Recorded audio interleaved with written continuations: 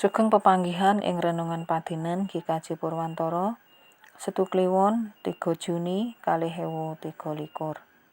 Migatosaken aturan utawi pranatan. Kalih Timotius kalih ayat 1 ngantos 7. Ingkang mekaten suraosipun. Mulane he anakku, disantosa marga saka sih rahmat kang ana ing Gusti Kristus Yesus.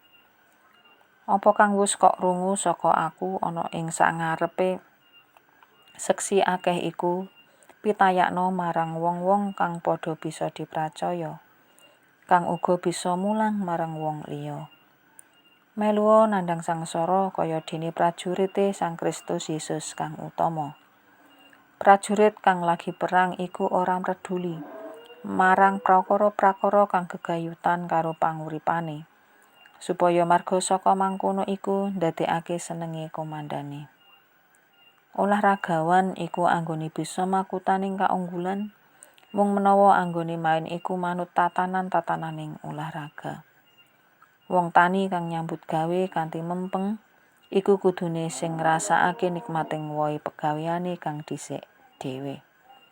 Apa kang dikandhakake iku gatekno. Gusti bakal paring prangerten bab samumbarang kabeh marang kowe. Mekaten sabdanipun Gusti, ingkang rahayu saben tiyang ingkang mirengaken pangandikanipun Gusti lan dipun estokaken ing gesangipun. Haleluya, amin.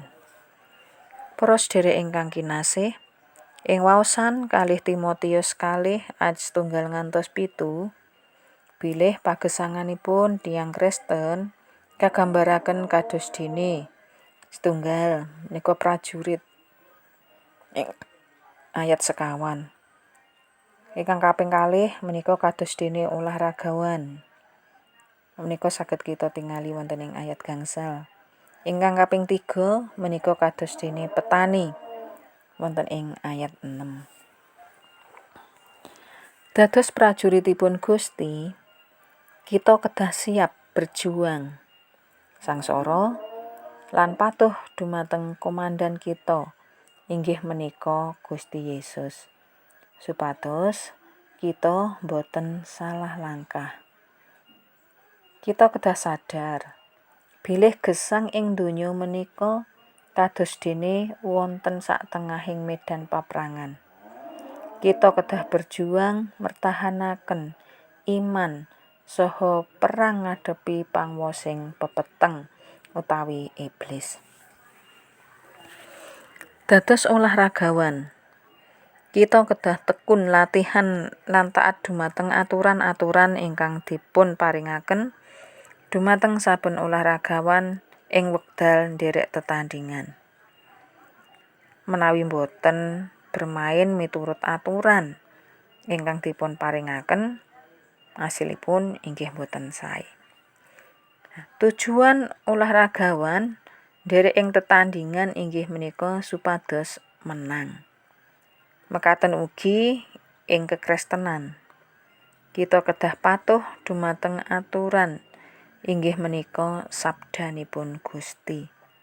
Supados ing mangke kita pikantuk makutaning kaunggulan. Dados petani, kita kedah nyambut damel kanthi mempeng utawi sregep lan ugi kedah migatosaken cara-cara nenanem ingkang sae sehingga saged ngedalaken asil ingkang sae. Mekaten ugi petani ingkang sregep ingkang pikantuk bagian saking asil panenanipun. Sanes petani ingkang lumuh utawi malas. Kados dene kita mrangertosi. Petani kedah sabar nengga ngantos musim panen menika dumugi saderengipun ngraosaken asil ing sedaya kangelanipun. Para sedherek ingkang kinasih, dados boten ing sedalu wiji menika saged kapanen. Ananging betahaken pinten-pinten wulan.